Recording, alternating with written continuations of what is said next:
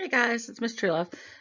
Just coming for another lesson this morning, and it's Friday for me at least. I'm not sure when you'll be viewing this video, but I decided since it's Friday, since I've been doing some crazy videos that have been rather lengthy and rather, in my opinion, a little bit confusing with the adjectives and the pronouns and all these different rules. So I decided to do something that was a little bit uh, less complex today and um, just easier to understand. So today we're going to talk about words that have multiple meanings. So we're just going to hop right into it and get started. Um, Oftentimes the same word will have several different meanings. So you're going to have to look for context clues or just clues in the sentences or paragraphs to help you to determine the meaning which the author is using. And you'll see what I mean as we go into them, why this is. So here we have the word mark. So mark can be a person, but it also could mean to establish the highest level or best performance. It also could be like a scratch or a stain or a scar, like I got a mark on my clothes. It also can talk about a target, like hit your mark. You can talk about a trace, a line or a dot or an imprint. It left a mark, or to assign a rank to something like your grade. People call them your marks or your grade. So you can see you have one word, but it means many different things. And so when you're looking at those words, you're going to have to look in the sentence and see which of these um, definitions that it's trying to represent. So let's just look. We're just going to look at a few of them today, and of course, there's many of them, but we're just going to look at I think about 9 or 10 of them, and then we'll be done, and it'll be like the weekend. Yay, TGIF. So we have a bat. So of course, a bat can be like a baseball bat. We also have that flying mammal, which is a bat. And then we have the word. It also means to flutter, like you bat your eyes, like a little whatever she is, that little cartoon character over there. You're batting your eyes. Usually, when you're trying to flatter someone and get their attention, you're going to bat your eyes. So you see one word, multiple meanings. Then we have row. Um, Row also has several meanings, like a row of chairs or something like that. Or it can mean to propel with oars, like as in a boat, like row, row, row your boat. And then there is also a type of like neighborhood. You'll see at the top of the first picture, you see those houses that are put together. We kind of call them, they look like what we would consider like townhouses, but especially when you get in the Northeast, they call, or even in like California, they call them row houses. Like if you're watching that show, Full House, they live in a row house.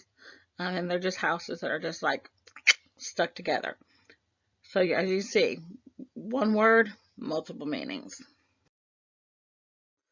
Then we have the word flag, and it could be a flag like the American flag, or um, flag for most organizations have a flag. Um, so flag, but it also can mean to stop someone. Um, like if you're going to flag somebody down, you're going to get their attention. So that's another example. Then we have the word dash. And of course, if you're going to run like the 50-meter dash, it's just a quick race, or you're going to dash. It also could mean like a line, like, we use a dash in between parts of our phone number. Um, we use it in lots of different things, and we have it there on that coffee cup. It also means a little bit like a dash of salt. The person up there is using their fingers to do a dash of salt. And it also can refer to like the front of your car. You got your dashboard, your dash. So as you can see, dash has multiple meanings. And then of course we have cape here, which we can think of an article of clothing that's worn by superheroes, like Superman. Or it is a piece of land that juts out into the sea, like the first picture. You see a lot of capes up in, especially on the eastern coast. But then we have a cape just being a covering for the shoulders. So a cape. Then we have the word fast. Fast, it means go fast, speedy, or it can mean to go without food. Like intermittent fasting is very popular right now. If you have questions about that, see Miss Mars. She does that. So talk to her. So fast has multiple meanings. Also could have other meanings, but I don't want to talk about it in this video. And then we have the word deck, which it can mean like the top level of a ship deck. Or we can have a set of playing cards, a deck of cards.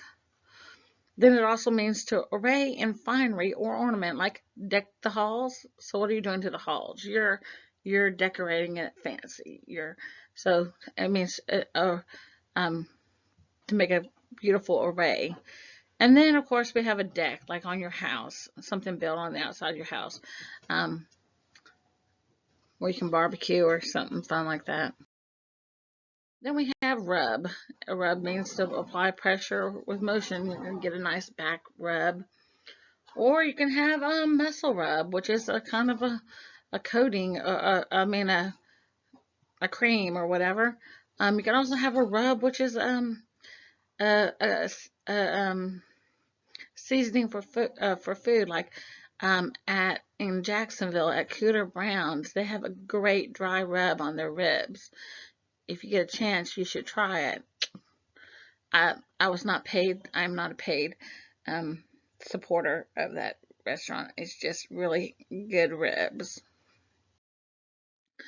So in general, you can see that there are many words that have multiple meanings, and just being able to look in the sentence to figure out which meaning that it might be.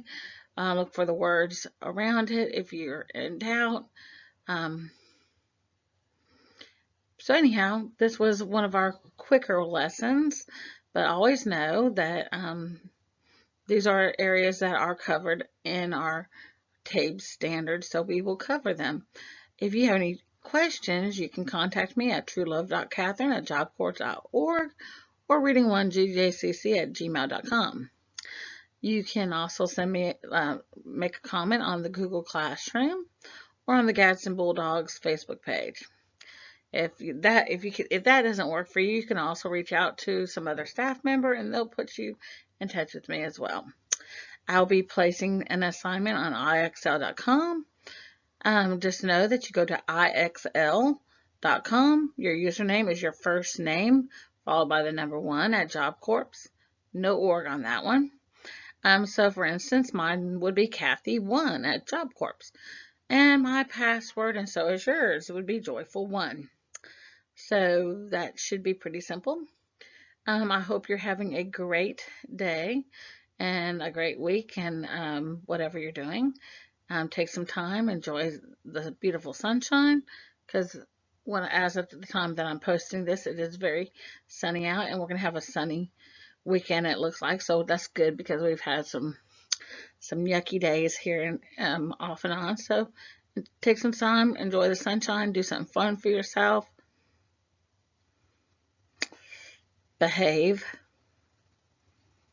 You know who I'm talking to. Yeah, you. I know you're going to do the right stuff. Look forward to seeing you soon. Talk to you later. Bye.